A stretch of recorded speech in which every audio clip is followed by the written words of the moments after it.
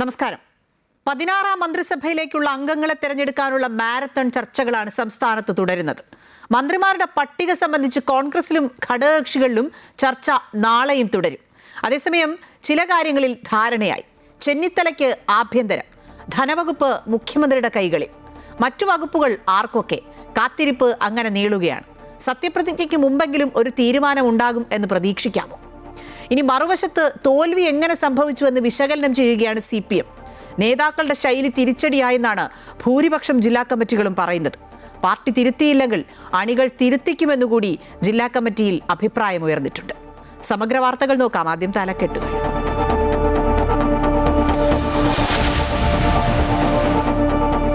VD. Satheesan മന്ത്രിസഭയിൽ സ്ഥാനമുറപ്പിച്ച് രമേശ് ചെന്നിത്തല ആഭ്യന്തര vigilance മന്ത്രിയാകും. വീട്ടിലെത്തി അനുനയിപ്പിച്ചത് വി.ഡി. സതീശനും KC വേണുഗോപാലും. ധനവകുപ്പ് മുഖ്യമന്ത്രിക്ക്. കോൺഗ്രസിന് മുഖ്യമന്ത്രി അടക്കം 12 മന്ത്രിമാർ. മന്ത്രിസ്ഥാനം ഉറപ്പിച്ചത് 5 പേർ.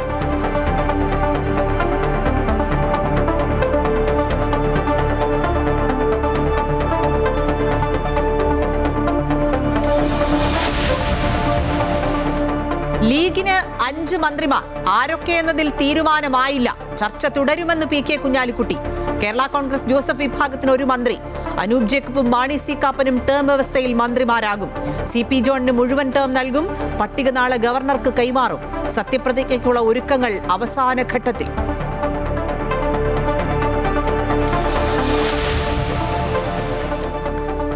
ഐക്യ സന്ദേശവുമായി KCയും VDയും. അനാവശ്യ വാശി ആർക്കുമില്ലെന്ന് വി.ഡി. സതീശൻ. എല്ലാ കാര്യങ്ങളും കൂടിയാലോചിക്കും. VD മന്ത്രിസഭയ്ക്ക് പൂർണ്ണ പിന്തുണയെന്ന് KC വേണുഗോപാൽ.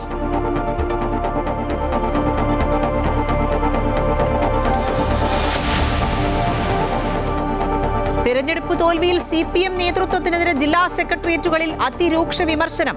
കണ്ണൂരിനും പത്തനംതിട്ടയ്ക്കും പിന്നാലെ കൊല്ലത്തും എറണാകുളത്തും നേതൃത്വത്തിനെതിരെ അംഗങ്ങൾ. പിണറായി വിജയന്റെയും MV ഗോവിന്ദന്റെയും ശൈലി ശരിയല്ലെന്ന് എറണാകുളം ജില്ലാ സെക്രട്ടേറിയറ്റ്. പത്തനംതിട്ട ജില്ലാ കമ്മിറ്റിയിൽ പൊട്ടിത്തെറിച്ച് വീണ ജോർജ്.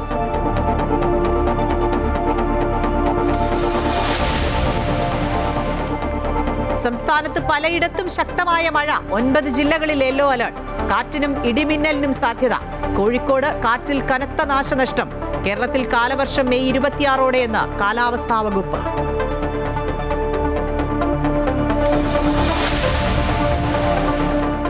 സാങ്കേതിക വിദ്യ, ഇന്നൊവേഷൻ, സുസ്ഥിര വളർച്ച, ജലവിഭവം എന്നിവയിൽ ഒന്നിച്ചു മുന്നേറാൻ ഇന്ത്യയും നെതർലൻഡ്സും. ഹേഗിലെത്തിയ പ്രധാനമന്ത്രി നരേന്ദ്രമോദിക്ക് വൻ വരവേൽപ്പ്. ഇന്ത്യ അവസരങ്ങളുടെ നാടെന്നും വലിയ ലക്ഷ്യങ്ങളാണ് മുന്നിലെന്നും ഇന്ത്യൻ സമൂഹത്തെ അഭിസംബോധന ചെയ്തു മോദി.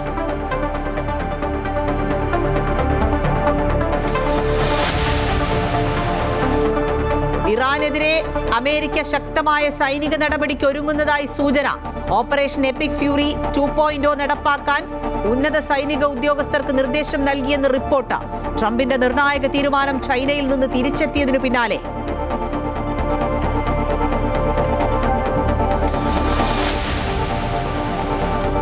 IPL-ൽ കൊൽക്കത്ത നൈറ്റ് റൈഡേഴ്സിനെതിരെ ഗുജറാത്ത് ടൈറ്റൻസിന് 248 റൺസ് വിജയലക്ഷ്യം. ഫിന്നലനും അൻക്രിഷ് രഘുവൻഷിക്കും അർദ്ധ സെഞ്ചുറി.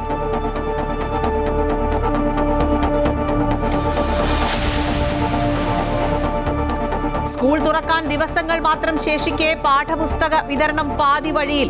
കൃത്യസമയത്ത് പുസ്തകങ്ങൾ എത്തിക്കുമെന്ന മുൻ സർക്കാരിന്റെ പ്രഖ്യാപനം പാഴ്വാക്കായി. തിരിച്ചടിയായത് പേപ്പർ ലഭ്യമാക്കുന്നതിലെ വീഴ്ചയും തിരഞ്ഞെടുപ്പ് നടപടിക്രമങ്ങളും പുതിയ സർക്കാർ വൈകുന്നതും.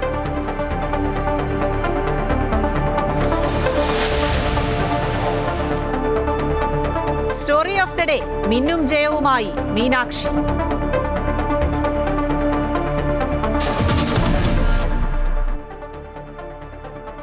നീണ്ട മാരത്തൺ ചർച്ചകൾ, അനുനയ ശ്രമങ്ങൾ. ഇതിനൊക്കെ ഒടുവിൽ വി.ഡി. സതീശൻ മന്ത്രിസഭയിൽ സ്ഥാനമുറപ്പിച്ചിരിക്കുകയാണ് രമേശ് ചെന്നിത്തല. ആഭ്യന്തര വിജിലൻസ് മന്ത്രിയാകും എന്നാണ് റിപ്പോർട്ടുകൾ. രമേശ് ചെന്നിത്തല വീട്ടിലെത്തി അനുനയിപ്പിച്ചത് വി.ഡി. സതീശനും KC വേണുഗോപാലുമാണ്. കഴിഞ്ഞ ദിവസം ദീപാദാസ് മുൻഷി അടക്കമുള്ള നേതാക്കൾ രമേശ് ചെന്നിത്തലയെ വീട്ടിലെത്തി കാര്യങ്ങൾ മനസ്സിലാക്കിപ്പിച്ചിരുന്നു. ഇന്ന് K. സുധാകരൻ അടക്കമുള്ള നേതാക്കളും രമേശ് ചെന്നിത്തലയ്ക്ക് പിന്തുണയുമായി എത്തി. ധനവകുപ്പ് അതേസമയം മുഖ്യമന്ത്രി തന്നെ കൈകാര്യം ചെയ്യും എന്നാണ് റിപ്പോർട്ട്. കോൺഗ്രസിന് മുഖ്യമന്ത്രി അടക്കം 12 മന്ത്രിമാരാണ് ഉണ്ടാവുക. മന്ത്രിസ്ഥാനം ഉറപ്പിച്ചത് 5 പേരാണ്.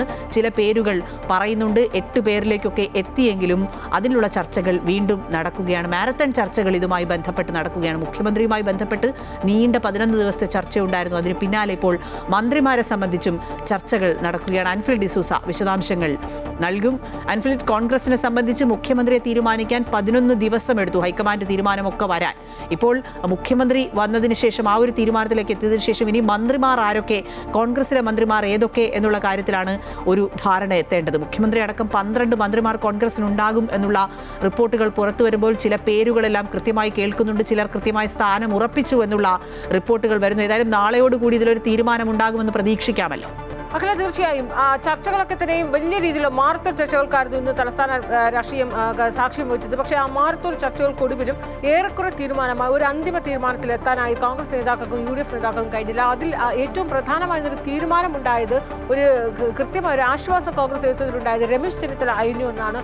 വലിയ ശ്രമത്തിനൊടുവിൽ, അതായത് കൃത്യമായ സമ്മർദ്ദ തന്ത്രം രമേശ് ചെന്നിത്തലയുടെ ഭാഗത്തുനിന്നുണ്ടായത്. അതായത് ആഭ്യന്തരം ഒഴികെ മറ്റൊന്നിനും ഒരു വിട്ടുവീഴ്ചയ്ക്കും അദ്ദേഹം തയ്യാറായിരുന്നില്ല.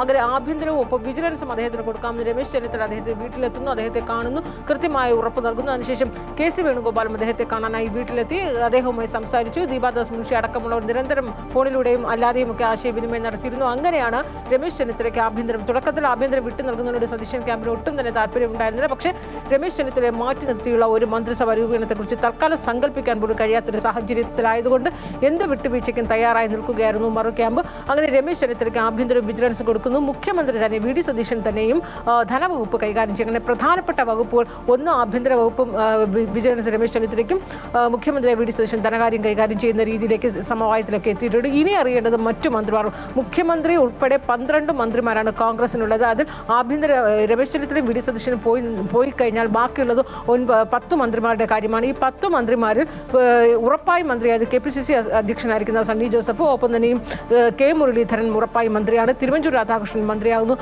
AP Anilkumar മന്ത്രിയാകുന്നു, PC Vishwanath മന്ത്രിയാകുന്നു, Chandy ഉമ്മനുണ്ട്, Bindu കൃഷ്ണയുണ്ട്. അങ്ങനെ പേരുകളൊക്കെ വരുന്നുണ്ട്. ഇവർ അവസാനത്തെ പറയുന്ന പേരുകളൊക്കെ തന്നെ 2ാം നിരയിൽപ്പെട്ട മന്ത്രിമാരാണ്. ഇതിൽ തന്നെ തിരുവഞ്ചൂർ രാധാകൃഷ്ണൻ അവസാനം നടന്ന ചർച്ചയിലൊക്കെ അദ്ദേഹത്തെ സ്പീക്കർ പദവിയിലേക്ക് മാറ്റാമെന്ന് പറഞ്ഞുവെങ്കിൽ അദ്ദേഹം അതിന് വഴങ്ങുന്നില്ല, മന്ത്രിസ്ഥാനം തന്നെ വേണമെന്ന് പറയുകയാണ്. അങ്ങനെ ചർച്ചകൾ ഏറ്റവും ഒടുവിൽ 10 പേരെ തീരുമാനിക്കുന്നത്, ഏറ്റവും ഒടുവിലത്തെ പേരുകളിൽ ചിലപ്പോൾ ചില മാറ്റങ്ങൾ ഉണ്ടാകാൻ സാധ്യതയുണ്ട്. കാരണം രമേശ് ചെന്നിത്തല അദ്ദേഹത്തിന് ഒപ്പമുള്ള 4 മന്ത്രിമാരുടെ കൂടി പരിഗണിക്കണമെന്ന രീതിയിൽ വാശി, അതായത് അങ്ങനെ കൃത്യമായ അദ്ദേഹത്തിന് ആ ഒരു ഉപാധി കൂടി അദ്ദേഹം വെച്ചിട്ടുണ്ട്. അതായത് അൻവർ സാദത്ത്, ജ്യോതികുമാർ ചാമക്കാല, TJ വിനോദ്, IC ബാലകൃഷ്ണൻ, ഈ 4 പേരിൽ ഉൾപ്പെടുത്തണമെന്ന് അദ്ദേഹം പറയുമ്പോൾ അങ്ങനെ ഉൾപ്പെടുത്താൻ വേണ്ടി വഴങ്ങേണ്ടി വരുന്ന സാഹചര്യത്തിൽ നേരത്തെ കേട്ട മന്ത്രിമാർ ആരുടെയെങ്കിലുമൊക്കെ പേരുകൾ അങ്ങോട്ടും ഇങ്ങോട്ടും മാറേണ്ടി വരും. ആ ചർച്ചകളാണ് ഇപ്പോൾ അവസാനവും നടന്നുകൊണ്ടിരിക്കുന്നത്. ഈ ചർച്ച നാളെയും ആരംഭിക്കുമെന്ന് തന്നെയാണ്, നാളെയും തുടരും. അങ്ങനെയാണെങ്കിൽ മാത്രം നാളെ രാവിലെയും ഈ ചർച്ചകളൊക്കെ തുടരും. അതിനുശേഷം മാത്രമേ 12 പേരുടെ പൂർണ്ണമായ കോൺഗ്രസ് മന്ത്രിമാർ ആരൊക്കെ എന്നൊരു വ്യക്തത വരുത്തുകയുള്ളൂ. അതിനുശേഷമായിരിക്കും ഗവർണറെ പോയി കണ്ട് ആ പട്ടിക കൈമാറുന്നത്. എന്തായാലും കോൺഗ്രസിനെ സംബന്ധിച്ച് ഏറെക്കുറെ മന്ത്രിമാരുടെ കാര്യത്തിൽ തീരുമാനമായിട്ടുണ്ട്. പക്ഷേ അവസാനത്തിൽ ഒരു 12 പേരെ അല്ല, അവസാനത്തെ 10 പേര് എങ്ങനെ ആയിരിക്കണം എന്നതിൽ മാത്രമാണ് ചില തീരുമാനങ്ങൾ ബാക്കി വരാനുള്ളത്. അത് ചർച്ച നാളെയും തുടരും. അഖില, ശ്രീ അൻഫിൽ സൂചിപ്പിച്ചതുപോലെ ചർച്ചകൾ ഇങ്ങനെ തുടരുകയാണ്.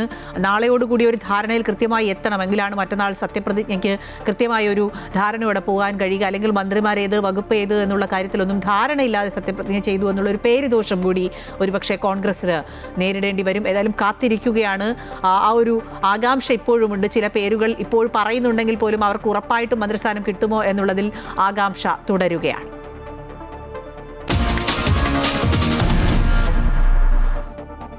കോൺഗ്രസിന്റെ കാര്യം സൂചിപ്പിച്ച പോലെ തന്നെയാണ് ഘടകകക്ഷികളെ സംബന്ധിച്ചും ചില ആശയക്കുഴപ്പമുണ്ട്. ഏറ്റവും പ്രധാനം ലീഗിനെ സംബന്ധിച്ചാണ്. 5 മന്ത്രിമാർ എന്നുള്ള കാര്യത്തിൽ ലീഗ് ഏകദേശം ഉറപ്പ് വരുത്തിയിട്ടുണ്ട്. അതായത് ലീഗിന് 5 മന്ത്രിമാരുണ്ട്. പക്ഷേ അതിൽ ആരൊക്കെ എന്നതിലാണ് ഒരു തീരുമാനത്തിൽ കൃത്യമായി എത്താൻ കഴിയാത്തത്. കുഞ്ഞാലിക്കുട്ടിയുടെ പേര് കൃത്യമായി ഉറപ്പിച്ചിട്ടുണ്ടെങ്കിലും മറ്റുള്ളവരുടെ പേരിലേക്ക് എത്തുന്നത് ചില ചർച്ചകൾ വീണ്ടും വേണം എന്നാണ് മനസ്സിലാക്കേണ്ടത്. അതായത് ചർച്ചകൾ തുടരുമെന്ന് PK കുഞ്ഞാലിക്കുട്ടി തന്നെ വ്യക്തമാക്കിയിട്ടുണ്ട്. ഇതോടൊപ്പം കേരള കോൺഗ്രസ് ജോസഫ് വിഭാഗത്തിന് ഒരു മന്ത്രിയെ ലഭിക്കും. അനൂപ് ജേക്കബും മാണി സി കാപ്പനും ടേം വ്യവസ്ഥയിൽ മന്ത്രിമാരാകും എന്നുള്ള ഒരു കാര്യത്തിലും ധാരണയിലെത്തിയിട്ടുണ്ട്. CP ജോണിന് പക്ഷേ മുഴുവൻ ടേം നൽകാനാണ് തീരുമാനം. പട്ടിക നാളെ തന്നെ ഗവർണർക്ക് കൈമാറാനുള്ള നീക്കമാണ് നടക്കുന്നത്. ഈ സത്യപ്രതിജ്ഞയ്ക്ക് മുമ്പ് എല്ലാ കാര്യങ്ങളിലും കൃത്യമായൊരു ധാരണയിലെത്താനുള്ള നീക്കമുണ്ട്. ഏതായാലും ലീഗിനെ സംബന്ധിച്ച് 5 മന്ത്രിമാർ എന്നുള്ളത് ഉറപ്പിച്ചിട്ടുണ്ട്. ഈ പേരുകൾ 5 പേരുടെ പേരുകളിൽ ചില പേരുകൾ മാറ്റണമോ, KM ഷാജിയുടെ അടക്കം പേരുകൾ കേൾക്കുന്നുണ്ട്. പക്ഷേ അത് മാറ്റണമോ എന്നുള്ള കാര്യത്തിൽ ചില ചർച്ചകൾ നടക്കുന്നുണ്ട്. ഏതായാലും നമുക്ക് അതിന്റെ വിവരങ്ങൾ അറിയേണ്ടതുണ്ട്. ആദ്യം PK കുഞ്ഞാലിക്കുട്ടിയുടെ പ്രതികരണം കേൾക്കാം. അതായത് UDFന്റെ തീരുമാനം UDF എല്ലാം അപ്രൂവ് ചെയ്യുമ്പോൾ എല്ലാ കക്ഷികളുമായിട്ടുള്ള ഡിസ്കഷൻസ് കഴിഞ്ഞിട്ടേ UDFന്റെ തീരുമാനം അനൗൺസ് ചെയ്യാൻ പറ്റുള്ളൂ. അതുകൊണ്ട് ഇപ്പോൾ നിങ്ങൾ ചോദിക്കുന്ന ചോദ്യങ്ങൾക്ക് ഞങ്ങളുടെ ഡിസ്കഷന്റെ details we are not supposed to say. ഒന്നും പറയാൻ പാടില്ല. അതാണ്. അൻഫിൽ ഡിസൂസ വിശദാംശങ്ങൾ നൽകും. അൻഫിൽ സൂചിപ്പിച്ച പോലെ 5 മന്ത്രിമാർ എന്നുള്ള കാര്യം ലീഗ് ഉറപ്പിച്ചിട്ടുണ്ട്. പക്ഷേ ഘടകകക്ഷി മന്ത്രിമാരിൽ ചിലർക്ക് ടേം വ്യവസ്ഥയൊക്കെ നിശ്ചയിച്ച് മുന്നോട്ട് പോകാനാണ് UDF നിലവിൽ തീരുമാനിച്ചിരിക്കുന്നത്. ആ തീരുമാനം കൃത്യമായി ഉറപ്പാക്കിയ തീരുമാനമാണോ? നാളെ അത് മാറാനുള്ള ഒരു സാധ്യതയുണ്ടോ? ഒപ്പം ലീഗിന്റെ മന്ത്രിമാരെ സംബന്ധിച്ച് ആരൊക്കെയാണ് എന്നുള്ള ധാരണ എപ്പോഴാണ് എത്തുക?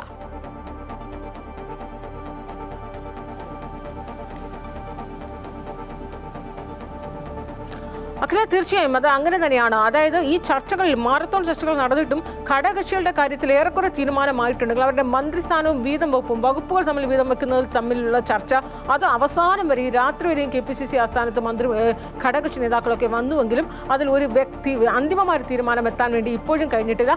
അതുകൊണ്ട് ചർച്ചകൾ നാളത്തേക്കും, അതായത് ഘടകകക്ഷികളുമായ ഉഭയകക്ഷി ചർച്ചകളും നാളത്തേക്ക് മാറ്റിവെച്ചിട്ടുണ്ട്. ഇതിൽ മുസ്ലിം ലീഗിന് 5 മന്ത്രിസ്ഥാനം ഉറപ്പായി നൽകുമെന്ന് പറഞ്ഞു കഴിഞ്ഞിരിക്കുകയാണ്. അതിൽ തീരുമാനമായിട്ടുണ്ട്. 5 മന്ത്രിസ്ഥാനവും അതോടൊപ്പം തന്നെ ക്യാബിനറ്റ് പദവി, അത് മുനീറിന്, MK മുനീറിന് ഏതെങ്കിലും ഒരു ചെയർമാൻ കമ്മീഷൻ, അതായത് വയോജന കമ്മീഷന്റെ അല്ലെങ്കിൽ ഭരണപരിഷ്കാര കമ്മീഷന്റെയൊക്കെ ചെയർമാൻ പദവി നൽകും. ഈ 5 മന്ത്രിമാരിൽ ആരെയൊക്കെ മന്ത്രിമാരാക്കണം എന്നതിൽ ലീഗിനുള്ളിലും തർക്കം നടക്കുകയാണ്.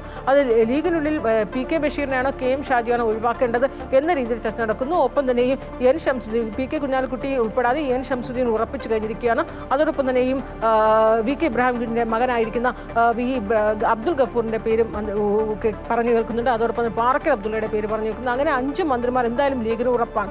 അതോടൊപ്പം തന്നെ ക്യാബിനറ്റ് പദവി കിട്ടും. ഇനി PJ ജോസഫിന്റെ കാര്യത്തിൽ പറയുകയാണെങ്കിൽ അവർ 2 മന്ത്രിമാർ വേണമെന്ന് ഉറപ്പിച്ചു നിൽക്കുകയാണ്. അതിനപ്പുറത്തേക്ക് ചർച്ചകൾക്ക് അവർ തയ്യാറാകുന്നില്ല. ഒരു ചീഫ് വിപ്പ് സ്ഥാനമോ അല്ലെങ്കിൽ ഒരു ക്യാബിനറ്റ് പദവിയോ, PJ ജോസഫിന് ക്യാബിനറ്റ് പദവിയിലെ ചെയർമാൻ കമ്മീഷന്റെ ചെയർമാൻ പദവിയൊക്കെ ഓഫർ ചെയ്തിട്ടും അതിലൊന്നും തന്നെ വഴങ്ങുന്നില്ല. 2 മന്ത്രിമാർ വേണമെന്ന ആവശ്യത്തിൽ ഉറച്ചു നിൽക്കുന്നു. അതുകൊണ്ടാണ് ആ ചർച്ച ഏറെയും വൈകിയിട്ടും അതിൽ തീരുമാനമാകുന്നില്ല. നാളെയും ജോസഫ് ഗ്രൂപ്പുമായുള്ള ചർച്ച തുടരും. ലീഗുമായുള്ള ചർച്ചയിൽ ഇനി നാളെ ഉണ്ടാകാനുള്ള സാധ്യത കുറവാണ്. ലീഗ് ഏറെക്കുറെ തീരുമാനമായി കഴിഞ്ഞു. പക്ഷേ അതേസമയം RSPക്ക് ഒരു മന്ത്രി തന്നെയാണ് ഷിബു ബേബി ജോൺ. വകുപ്പുകൾ മാറ്റമുണ്ടാകും. എന്നാൽ മറ്റ് CP ജോൺ മന്ത്രിയാകും. CP ജോണിന് വകുപ്പ് അദ്ദേഹം ആവശ്യപ്പെട്ട തുറമുഖ വകുപ്പും സഹകരണവുമാണെങ്കിൽ പോലും ആ വകുപ്പ് കൊടുക്കില്ല. പകരം ഗതാഗത വകുപ്പ് കൊടുക്കാനുള്ള ഒരു സാധ്യതയിലായിരിക്കാണ് കാര്യങ്ങൾ എത്തുന്നത്. തുറമുഖ വകുപ്പ് അങ്ങനെയെങ്കിൽ മുഖ്യമന്ത്രി തന്നെ കൈകാര്യം ചെയ്യുമെന്നാണ് കരുതുന്നത്. അതേസമയം മറ്റ് ഘടകകക്ഷികൾ ഒറ്റ MLA മാരുള്ള, അതായത് മാണി സി കാപ്പനും ഒപ്പം തന്നെയും അനൂപ് ജേക്കബ്, ഈ 2 പേർക്കും ടേം അവസ്ഥയിൽ 2.5 വർഷം എന്ന രീതിയിലായിരിക്കും. പക്ഷേ മാണി സി കാപ്പൻ അതിന് തയ്യാറാകുന്നില്ല. അദ്ദേഹം അതൃപ്തി അറിയിച്ചിട്ടുണ്ട്. ഫുൾ ടേമുള്ള ഒരു മന്ത്രിസ്ഥാനമാണ് അദ്ദേഹം മുന്നോട്ട് വെക്കുന്നത്. ആ ചർച്ച വീണ്ടും തുടരും. അതായത് ഏറ്റവും ചെറിയ ഘടകകക്ഷികൾ ഉൾപ്പെടെയുള്ളവരുമായുള്ള ചർച്ചകൾ നാളെയും തുടരും. അപ്പോൾ ആകെ പറയുകയാണെങ്കിൽ കോൺഗ്രസിന്റെ കാര്യത്തിലും ഘടകകക്ഷികളുമായുള്ള കാര്യത്തിലും ഒരു അന്തിമമായ പിക്ചർ ഇതുവരെ ആയിട്ടില്ല. അത് ഏറെ വൈകി ചർച്ച ഇപ്പോഴും തുടർന്നുകൊണ്ടേയിരിക്കുകയാണ് KPCC ആസ്ഥാനത്ത്. പക്ഷേ നാളെ ഇക്കാര്യത്തിലൊക്കെ തന്നെയും നാളെ രാവിലെയോടുകൂടി ഉച്ചയ്ക്ക് മുമ്പ് എല്ലാം പൂർണ്ണമായും 21 മന്ത്രിമാരുടെ ചിത്രം പൂർണ്ണമാകും. അതിനുശേഷം പ്രഖ്യാപനമുണ്ടാകും. മാധ്യമ സമ്മേളനത്തിന് ശേഷമായിരിക്കും ആ പട്ടികയും കൊണ്ട് ഗവർണറെ കാണാൻ പോവുക. കാരണം ഗവർണറെ കണ്ട് സമർപ്പിച്ചിട്ട് പിറ്റേന്ന് തിങ്കളാഴ്ച രാവിലെ 10 മണിക്ക് സെൻട്രൽ സ്റ്റേഡിയത്തിൽ സത്യപ്രതിജ്ഞ ചടങ്ങ് അങ്ങനെയാണ് ക്രമീകരിച്ചിരിക്കുന്നത്. എന്തായാലും ഈ രാത്രി വരെയും തുടർന്ന മാരത്തോൺ ചർച്ച UDF നേതാക്കളും കോൺഗ്രസ് നേതാക്കളുമായുള്ളത് നാളെയും തുടരും. നാളെ പകലും ആ ചർച്ചകൾ ഉണ്ടാകുമെന്ന് തന്നെയാണ് മനസ്സിലാക്കുന്നത്. അഖില, ശരി. അൻഫിൽ സൂചിപ്പിച്ച പോലെ തന്നെ കോൺഗ്രസും അതോടൊപ്പം തന്നെ ഘടകകക്ഷികളുമൊക്കെ കൃത്യമായ ധാരണയിൽ മന്ത്രിമാരാരൊക്കെ, വകുപ്പുകൾ എന്തൊക്കെ, മുന്നോട്ടുള്ള നീക്കുപോക്കുകൾ എങ്ങനെ എന്നുള്ള കാര്യത്തിലൊക്കെ നാളെ ഉച്ചയോടുകൂടി തന്നെ തീരുമാനം. അതിനുശേഷം പട്ടിക നാളെ തന്നെ ഗവർണർക്ക് കൈമാറാനുള്ള നീക്കങ്ങളാണ് നടക്കുന്നത്. ഇതോടൊപ്പം തന്നെ സത്യപ്രതിജ്ഞയ്ക്കായുള്ള ഒരുക്കങ്ങളല്ലേ എല്ലാം അവസാന ഘട്ടത്തിൽ ഇങ്ങനെ സജീവമായി തുടരുന്നു. ആവശ്യമായ ആളുകളെ ക്ഷണിക്കുന്ന അടക്കമുള്ള കാര്യങ്ങളൊക്കെ ഒരു വശത്ത് നടക്കുന്നുണ്ട്. വിജയ്, ഒപ്പം തെലങ്കാന മുഖ്യമന്ത്രി, കർണാടക മുഖ്യമന്ത്രി അടക്കമുള്ളവരൊക്കെ ഈ സത്യപ്രതിജ്ഞയിൽ പങ്കെടുക്കും എന്നുള്ള വിവരം വരുന്നുണ്ട്. എല്ലാം ഒരു കൃത്യമായ ഒരുക്കങ്ങൾ പൂർത്തിയാക്കി മുന്നോട്ട് പോകാനുള്ള നീക്കങ്ങൾ ഒരു വശത്ത് നടക്കുന്നുണ്ട്. ഇതോടൊപ്പം തന്നെ ചെന്നിത്തല ആഭ്യന്തരമന്ത്രി സ്ഥാനത്തേക്ക് വരുന്ന ഒരു സാഹചര്യത്തിൽ അദ്ദേഹം നാളെ ഉയർന്ന പോലീസ് ഉദ്യോഗസ്ഥരുമായുള്ള കൂടിക്കാഴ്ചയൊക്കെ തീരുമാനിച്ചിട്ടുണ്ട് എന്നുള്ള റിപ്പോർട്ടുകളും വരുന്നുണ്ട്.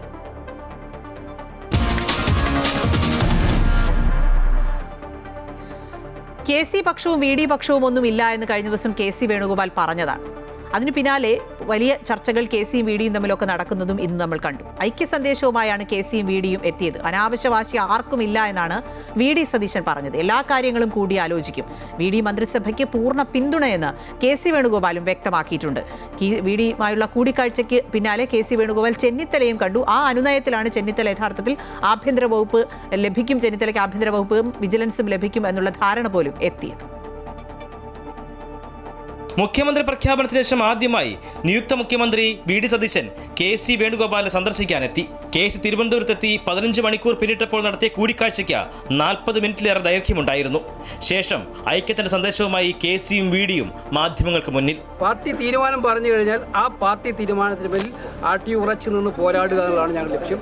ഇനി കേരളത്തിൽ ഐക്യജനാധിപത്യ മുന്നണിയുടെ സർക്കാരിനെ കുറിച്ച് ജനങ്ങൾ വളരെ പ്രതീക്ഷയോട് നോക്കിക്കാണുകയാണ്. ഈ നാട്ടിലെ പാവപ്പെട്ടവരെയും സാധാരണക്കാരനെയും ഒരുപാട് പ്രശ്നങ്ങൾ ഇവിടെ കിടക്കുന്നുണ്ട്. അത് പരിഹരിക്കാനുള്ള ഒരു ദൗത്യമാണ് ശ്രീ VD സതീശൻ്റെ നേതൃത്വത്തിലുള്ള സർക്കാരിലേക്ക് വന്നിരിക്കുന്നത്. അത് അദ്ദേഹം നിർവഹിക്കുമ്പോൾ പൂർണ്ണ പിന്തുണ ഒരു കോൺഗ്രസ്സുകാരനായി നിന്ന് നൽകുക എന്നുള്ള ഉത്തരവാദിത്വമായിരിക്കും ഞാൻ നിർവഹിക്കാൻ പോകുന്നത്. ഒരു തർക്കവുമില്ലെന്നും മികച്ച കൂടിയാലോചനകളാണ് നടക്കുന്നതെന്നും VD സതീശൻ. നിങ്ങൾ ഉദ്ദേശിക്കുന്നത് പോലെ ഒരു വിഷയവും തർക്കത്തിലില്ല. ഞങ്ങൾ 10 മിനിറ്റ് 15 മിനിറ്റായി ഇരുന്നാൽ തീരാത്ത ഒരു വിഷയം ഇതിൻ്റെ അകത്തില്ല. അദ്ദേഹം പറയുന്നത് തന്നെ ആയിരിക്കും ഞാൻ പറയുന്നത് തന്നെ ആയിരിക്കും അതായിരിക്കും കറക്റ്റ് എന്ന് പറയും. എനിക്കെന്തെങ്കിലും തെറ്റിയാൽ അവിടെ ഇങ്ങനെ ഒരു പ്രശ്നം ഉണ്ടെന്ന് പറയും.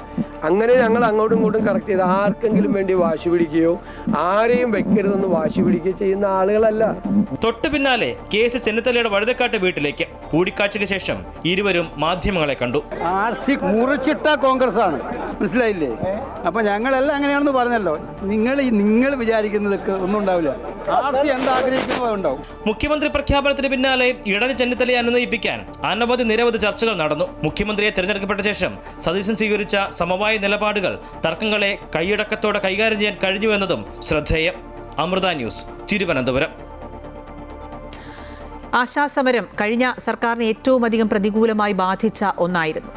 ആ സമരം ആണ് ഒരുപക്ഷെ സർക്കാരിനെ വലിയ തോതിൽ പ്രതിരോധത്തിലാക്കിയത്. ഇപ്പോൾ നിയുക്ത മുഖ്യമന്ത്രി VD സതീശനെ സന്ദർശിച്ചിരിക്കുകയാണ് ആശാ വർക്കേഴ്സ് സമരസമിതി നേതാക്കൾ. തങ്ങൾക്ക് തന്ന വാക്ക് പാലിക്കും എന്ന് നിയുക്ത മുഖ്യമന്ത്രി അറിയിച്ചതായും ആദ്യ ക്യാബിനറ്റിൽ തന്നെ തീരുമാനമുണ്ടാകുമെന്ന് പ്രതീക്ഷിക്കുന്നതായുമാണ് ആശാ സമരസമിതി നേതാക്കൾ പ്രതികരിച്ചത്.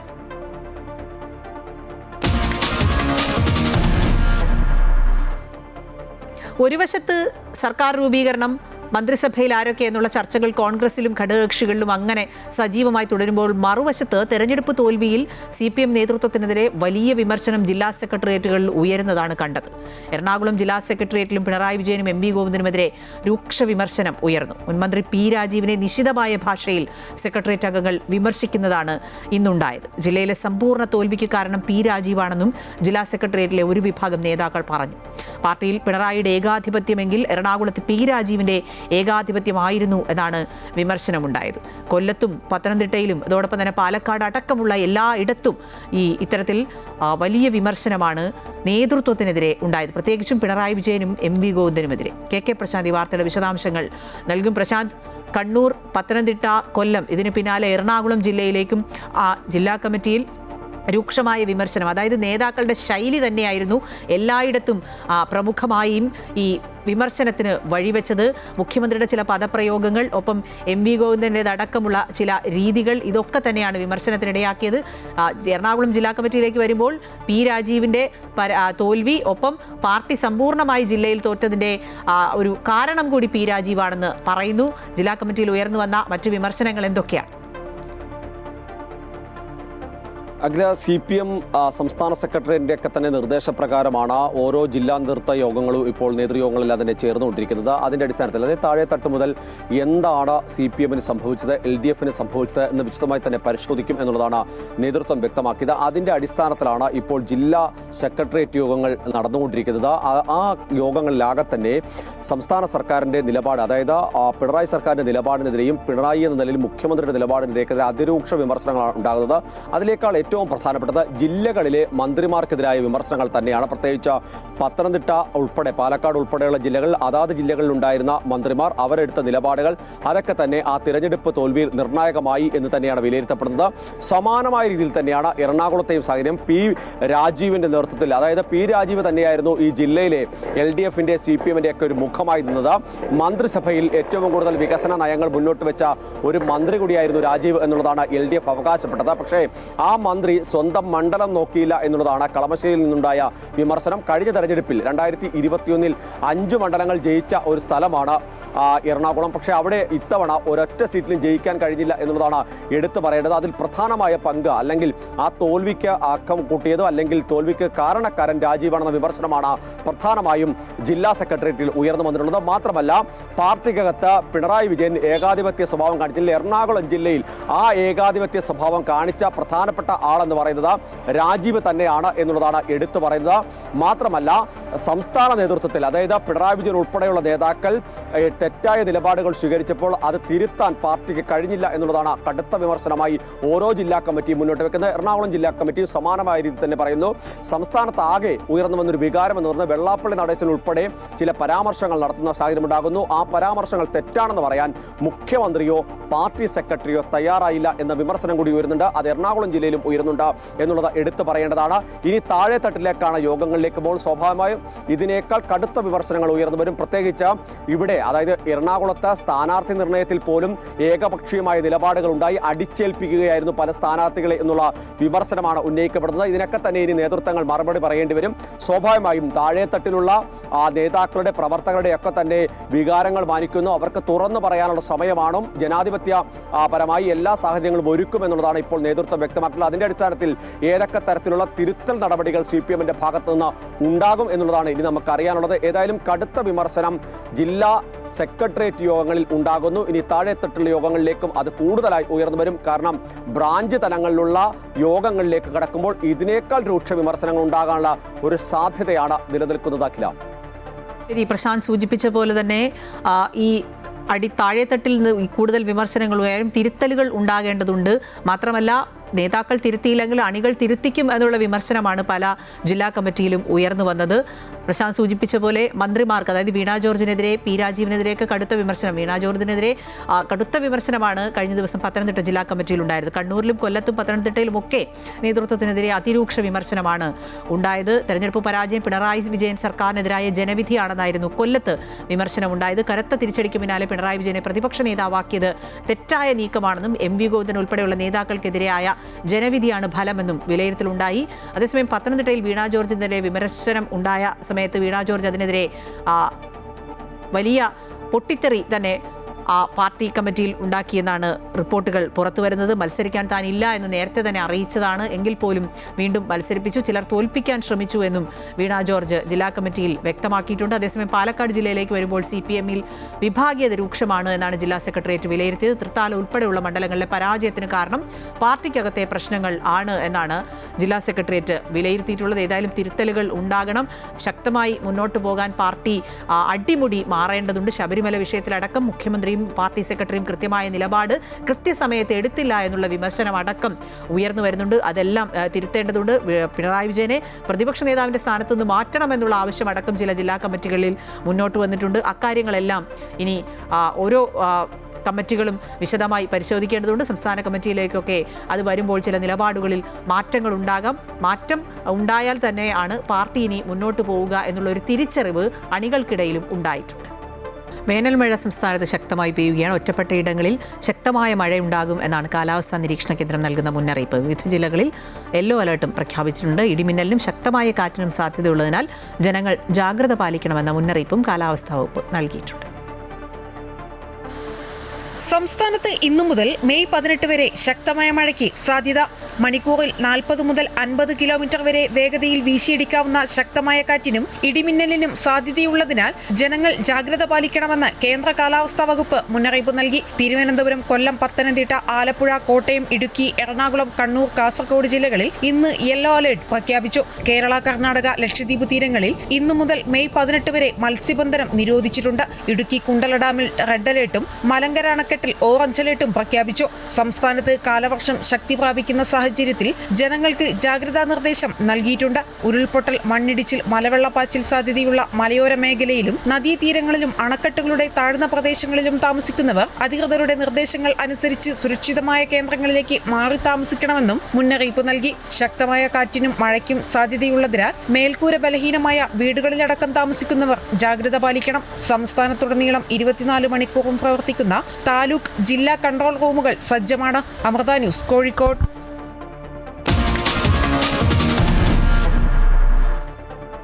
പ്രധാനമന്ത്രി നരേന്ദ്രമോദിയുടെ വിദേശ സന്ദർശനം തുടരുകയാണ്. കഴിഞ്ഞ ദിവസം UAE-യിൽ നിന്ന് അദ്ദേഹം ഇന്ന് നെതർലൻഡ്സിലെത്തിയിട്ടുണ്ട്. സാങ്കേതികവിദ്യ, ഇന്നൊവേഷൻ, സുസ്ഥിര വളർച്ച, ജലവിഭവം തുടങ്ങിയവയിൽ ഒന്നിച്ചു മുന്നേറാനാണ് ഇന്ത്യയും നെതർലൻഡ്സും തീരുമാനിച്ചിട്ടുള്ളത്. ഹേഗിലെത്തിയ പ്രധാനമന്ത്രിക്ക് വൻ വരവേൽപ്പാണ് ലഭിച്ചത്. അതോടൊപ്പം ഇന്ത്യ അഭൂതപൂർവമായ പരിവർത്തനത്തിന്റെ ഘട്ടത്തിലൂടെയാണ് ഇപ്പോൾ കടന്നു പോകുന്നതെന്നും രാജ്യത്തിന്റെ ആഗ്രഹങ്ങൾ അതിരുകൾക്കപ്പുറത്തേക്ക് വ്യാപിക്കുകയാണെന്നും പ്രധാനമന്ത്രി പറഞ്ഞു. നെതർലൻഡ്സിലെ ഹേഗിൽ ഇന്ത്യൻ പ്രവാസി സമൂഹത്തെ അഭിസംബോധന ചെയ്യുമ്പോഴായിരുന്നു മോദി ഇക്കാര്യം വ്യക്തമാക്കിയത്. ഇന്ത്യയെ ഒരു അവസരങ്ങളുടെ നാട് എന്ന് വിശേഷിപ്പിച്ച പ്രധാനമന്ത്രി വലിയ സ്വപ്നങ്ങളുള്ള യുവതലമുറയാണ് രാജ്യത്തിന്റെ കരുത്തെന്നും എല്ലാ മേഖലകളിലും രാജ്യം കൂടുതൽ ഉയർന്ന ലക്ഷ്യങ്ങളാണ് ഇപ്പോൾ വെച്ചുപുലർത്തുന്നതെന്നും വ്യക്തമാക്കി. ആഗോളതലത്തിൽ ഇന്ത്യ വിജയകരമായി സംഘടിപ്പിച്ച G20 ഉച്ചകോടിയും ലോകത്തിലെ ഏറ്റവും വലിയ ആർട്ടിഫിഷ്യൽ ഇന്റലിജൻസ് ഉച്ചകോടിയും ഇന്നത്തെ ഇന്ത്യയുടെ മാറുന്ന സ്വഭാവത്തിന്റെ തെളിവാണെന്ന് കൂടി പ്രധാനമന്ത്രി ചൂണ്ടിക്കാട്ടി.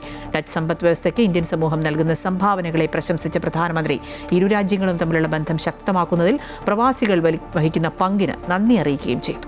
अगर उसे आगे बढ़ना है तो उसे बड़े सपने देखने ही होंगे.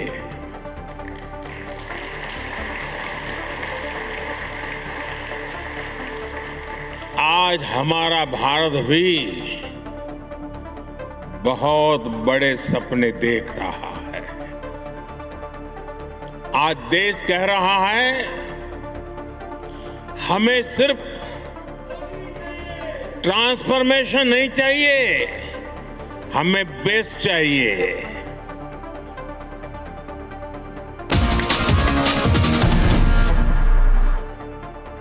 അമേരിക്കൻ പ്രസിഡന്റ് ഡൊണാൾഡ് ട്രംപിന്റെ ചൈന സന്ദർശനത്തിന് പിന്നാലെ ഇറാനെതിരെ ശക്തമായ സൈനിക നടപടിക്ക് അമേരിക്ക ഒരുങ്ങുന്നതായുള്ള സൂചനകൾ പുറത്തുവരുന്നുണ്ട്.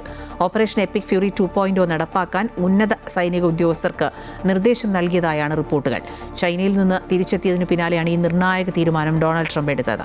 ആണവായുധങ്ങൾ കൈവശം വയ്ക്കുന്നതിൽ നിന്ന് ഹോർമൂസ് കടലിടുക്ക് തടയുന്നതിൽ നിന്നും ഇറാനെ പിന്തിരിപ്പിക്കാൻ അമേരിക്കയും ചൈനയും ധാരണയിലെത്തിയതായുള്ള ചില റിപ്പോർട്ടുകളുമുണ്ട്. നയതന്ത്ര സ്തംഭനാവസ്ഥ സൈനിക ശക്തിയിലൂടെ മറികടക്കാനാണ് ട്രംപിന്റെ തീരുമാനമെന്നും അതിന്റെ ഭാഗമായി വ്യോമാക്രമണം പുനരാരംഭിക്കാൻ പദ്ധതിയിടുന്നതായും ദ ന്യൂയോർക്ക് ടൈംസ് റിപ്പോർട്ട് ചെയ്തു. ചൈന സന്ദർശനം കഴിഞ്ഞ് മടങ്ങിയെത്തിയ തൊട്ടടുത്ത ദിവസം ട്രംപ് പുതിയ നീക്കങ്ങളെ സംബന്ധിച്ചുള്ള ചർച്ചകൾക്ക് തുടക്കമിട്ടിരിക്കുകയാണ്.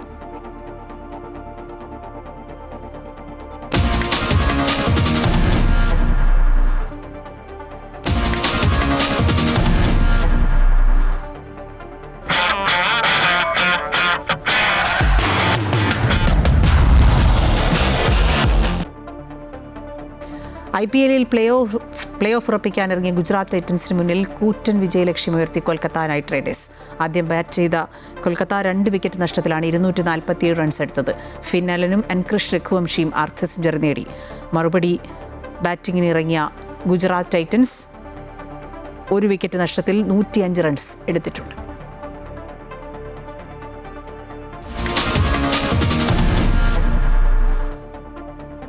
സംസ്ഥാനത്ത് സ്കൂൾ പാഠപുസ്തക വിതരണം പ്രതിസന്ധിയിലാണ്.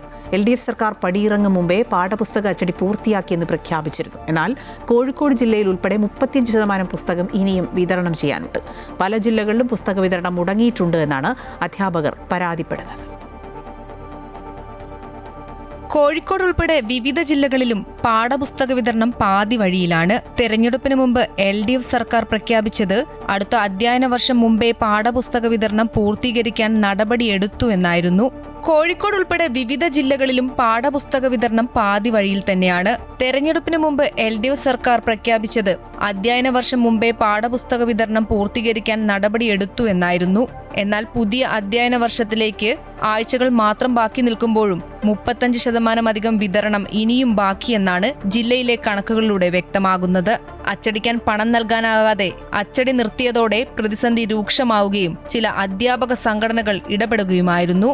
രാഷ്ട്രീയമായ മുതലെടുപ്പിന് വേണ്ടി പൊതുവിദ്യാഭ്യാസ രംഗത്തെ കാര്യങ്ങളൊക്കെ നന്നായി നടക്കുന്നു എന്ന് പ്രചരണം നടത്തുകയും എന്നാൽ പ്രായോഗികമായി വലിയ പരാജയമായി മാറുകയും ചെയ്ത സർക്കാർ പാഠപുസ്തക രംഗത്തിലും അതിന്റെ പ്രിന്റിങ്ങിലും അതിന്റെ വിതരണത്തിലും കാണിച്ച ഗുരുതരമായ അലംഭാവമാണ് ഈ പ്രതിസന്ധി ഉണ്ടാക്കിയിരിക്കുന്നത്. അതിന്റെ ഉത്തരവാദി മുൻ വിദ്യാഭ്യാസ മന്ത്രിയും വിദ്യാഭ്യാസ വകുപ്പുമാണ് എന്ന് PPST ആരോപിച്ചു.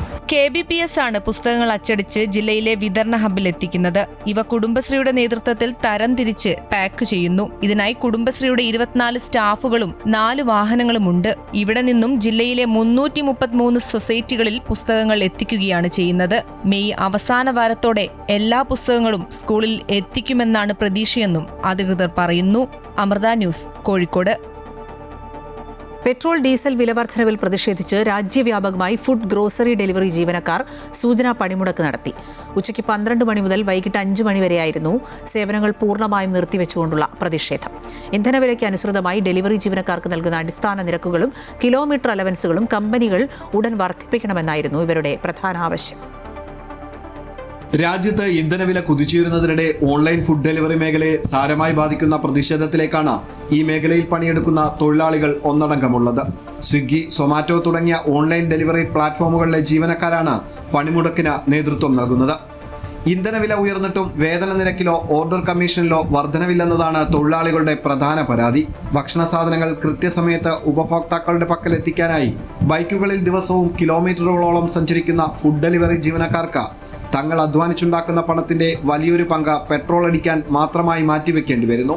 ഇതോടെ മറ്റു ചിലവുകൾക്കോ കുടുംബം പുലർത്താനോ പണം തികയുന്നില്ലെന്നാണ് ഇവരുടെ പരാതി. സാധനമായിട്ട് ഉണങ്ങുമ്പോൾ ബുദ്ധിമുട്ടുള്ള കാര്യങ്ങളൊക്കെ ഉണ്ട്. പക്ഷെ ഞങ്ങൾ എന്നാലും തരണം ചെയ്യുന്നുണ്ട്. ആ രീതിയിൽ നമുക്ക് ഓടാതിരിക്കാൻ പറ്റത്തില്ലല്ലോ. നമ്മളെ വീട്ടിലും ഈ ഒരു കിട്ടുന്ന പൈസ കൊണ്ടാണ് നമുക്ക് വീട്ടിൽ ചിലവും കാര്യങ്ങളും എല്ലാം നടക്കാൻ. അതുകൊണ്ട് പിന്നെ ഒരു രക്ഷയില്ല. ഇതൊന്ന് പെട്രോളിൻ്റെ വില അനുസരിച്ചിട്ട് കൂട്ടി തന്നിട്ടുണ്ടെങ്കിൽ ഞങ്ങൾക്കില്ല നഷ്ടമാണ്. ഞങ്ങളെ കാര്യങ്ങളെല്ലാം അവതാളത്തിലാവും. കാരണം ഇവിടെ ഞാനത് 10 ഓർഡർ എടുത്തു കഴിഞ്ഞാൽ എനിക്കൊരു 500 രൂപ അടുപ്പിച്ച് കിട്ടും. പക്ഷേ അതിലും കൂടുതൽ ഇപ്പം ദിവസേന 400 രൂപയുടെ പെട്രോൾ അടിച്ച് ഞാൻ വരുന്നത്. ആ 400 രൂപ പെട്രോൾ ഇവിടെ തന്നെ ഒരു 10 ഓർഡർ, അറ്റ്ലീസ്റ്റ് 10 ഓർഡർ. ഇപ്പോൾ ബൈപ്പാസ് ഓഫ് ചെയ്ത് കാരണം കുടിച്ചിറ വഴി കറങ്ങിയൊക്കെ പോകുന്നത്. ആ കറങ്ങി പോകുമ്പോൾ ഞങ്ങൾ ചിലപ്പോൾ ടിക്കറ്റ് ചെയ്യും. അത് ചിലപ്പം GPS കറക്റ്റെന്ന് പറഞ്ഞാൽ അവർ പൈസ തരാതിരിക്കും. പിന്നെ ചിലപ്പോഴാണ് 12, 8, 9 ഒക്കെ വെച്ച് തരും. അതേ ഉള്ളൂ. അല്ലാതെ വേറെ നമുക്ക് ഇതിനകത്തോട് ഇതുമില്ല. നിലവിലെ സാഹചര്യത്തിൽ അടിസ്ഥാന നിരക്കും കിലോമീറ്റർ അലവൻസും വർദ്ധിപ്പിക്കണമെന്നും പ്രത്യേക ഫ്യൂവൽ സബ്സിഡി അനുവദിക്കണമെന്നുമാണ് തൊഴിലാളികളുടെ പ്രധാന ആവശ്യം. താൽക്കാലിക പണിമുടക്ക് കമ്പനികൾക്കുള്ള ഒരു മുന്നറിയിപ്പാണെന്നും വരും ദിവസങ്ങളിൽ അധികൃതർ അനുകൂലമായ ചർച്ചകൾക്ക് തയ്യാറായില്ലെങ്കിൽ സർവീസുകൾ പൂർണ്ണമായി തടസ്സപ്പെടുത്തിക്കൊണ്ടുള്ള ശക്തമായ അനിശ്ചിതകാല സമരങ്ങളിലേക്ക് നീങ്ങുമെന്നും ഡെലിവറി ജീവനക്കാരുടെ സംഘടനകൾ വ്യക്തമാക്കി. അമൃത ന്യൂസ്, കൊല്ലം. പുലിപ്പല്ല് കേസിൽ റാപ്പർ വേടന് തിരിച്ചടി. പിടിച്ചെടുത്തത് യഥാർത്ഥ പുലിപ്പല്ലാണെന്ന് സ്ഥിരീകരിച്ചിട്ടുണ്ട്. കൊൽക്കത്തയിലെ സുവോളജി ലാബിൽ നടത്തിയ പരിശോധനയിലാണ് സ്ഥിരീകരണം. കേസിൽ വനം വകുപ്പ് ഉടൻ കുറ്റപത്രം സമർപ്പിക്കും. മാലയിൽ പുലിപ്പല്ല് ലോക്കറ്റായി ഉപയോഗിച്ചതിനായിരുന്നു റാപ്പർ വേടനെതിരെ കേസ്. വേടന്റെ പക്കലിൽ നിന്നും പിടിച്ചെടുത്തത് യഥാർത്ഥ പുലിപ്പല്ലാണെന്ന് സ്ഥിരീകരിച്ചു. കൊൽക്കത്തയിലെ സുവോളജി ലാബിൽ നടത്തിയ പരിശോധനയിലാണ് സ്ഥിരീകരണം. കേസിൽ വനം വകുപ്പ് ഉടൻ കുറ്റപത്രം സമർപ്പിക്കും. 3 വർഷം വരെ തടവ് ശിക്ഷ ലഭിക്കാവുന്ന വകുപ്പാണ് വേടനെതിരെ ചുമത്തുക.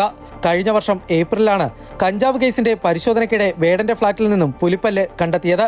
വനം വകുപ്പ് അറസ്റ്റ് ചെയ്ത വേടന് കോടതി ജാമ്യം അനുവദിച്ചിരുന്നു. പുലിപ്പല്ല് കൈമാറിയെന്ന് സംശയിക്കുന്ന രഞ്ജിത്ത് കുമ്പടിക്കായി അന്വേഷണം നടത്തിയെങ്കിലും കണ്ടെത്താനായിരുന്നില്ല. അമൃത ന്യൂസ്, കൊച്ചി.